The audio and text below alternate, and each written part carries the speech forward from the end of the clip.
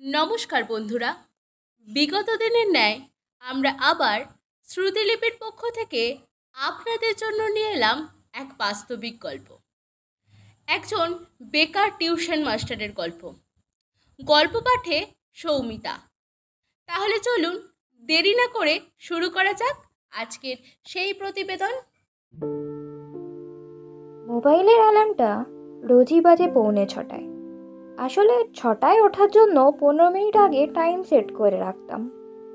মাঝে মাঝে ওর সময়ানুবর্তিতা দেখে বিরক্ত লাগে।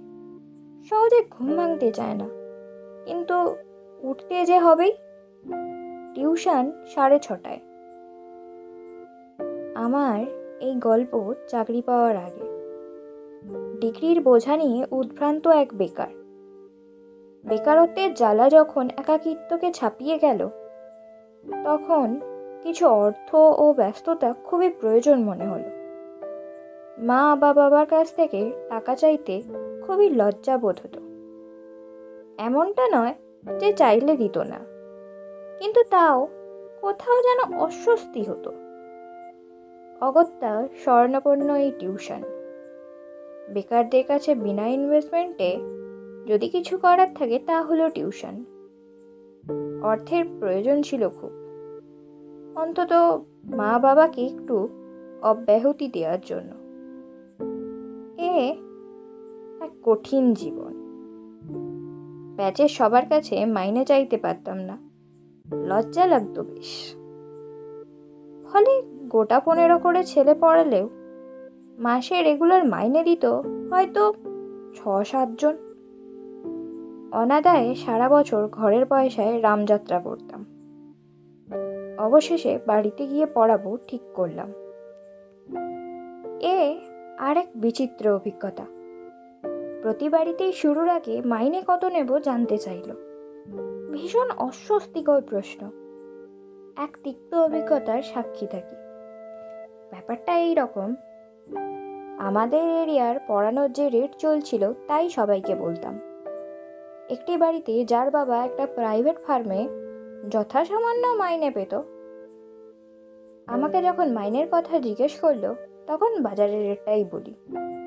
ওরা কোনো প্রতিবাদ না করে হাসি মুখে বলল, ঠিক আছে। অন্য একটি বাড়ি, যে বাড়ির ছেলেটির বাবা মা দুজনেই সরকারি চাকরি করে, তাদেরকেও বাজারের রেটটাই বললাম। ছেলেটির মা বলল, পাশের বাড়ির ডুবাইকে ওই হাই স্কুলের স্যারটা পড়াতে আসে, সেও এই মাইনে নেয়, তুমি 100 টাকা কম নাও তাহলে। বুকে ব্যথা আর মুখে হাসি রেখে বললাম, ঠিক আছে বৌদি, অসুবিধা নেই। সাইকেলটা নিয়ে বাড়ি আসতে আসতে বেশ কয়েকবার ভাবলাম, ওরা চাকরি করে বলে কি ওদের দাম বেশি? যাই হোক, শুরু হলো আরেক নতুন জীবন। এই বাড়ি থেকে ওই বাড়ি, আর ওই বাড়ি থেকে সেই বাড়ি, সেই সকাল 6টা থেকে। সারা মাস অপেক্ষা করে থাকা কবে মাসটা শেষ হবে। শেষও হলো। মাইনের টাকাটা বৌদি হাতে দিয়ে বলল, ওকে পরের বছর ইংলিশ মিডিয়ামে দেব ভাবছি, ইংরেজিটা একটু ভালো করে করাবেন। গদগদ হয়ে বললাম, ঠিক আছে বৌদি। মনে মনে ভাবলাম, সব দায়িত্ব বুঝি আমারই। আবার কোথাও, মাস্টার, ছেলেটা বাড়িতে একদম পড়ছে না, একটু দেখবেন তো। আচ্ছা, ঠিক আছে।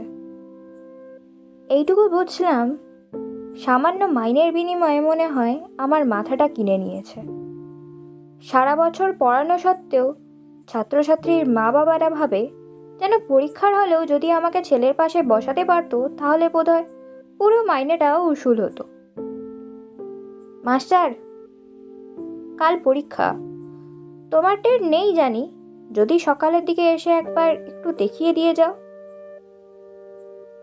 আবারও মুখে হাসি এনে অনেক ভেবেচিন্তে বললাম, ঠিক আছে, আসবো বৌদি।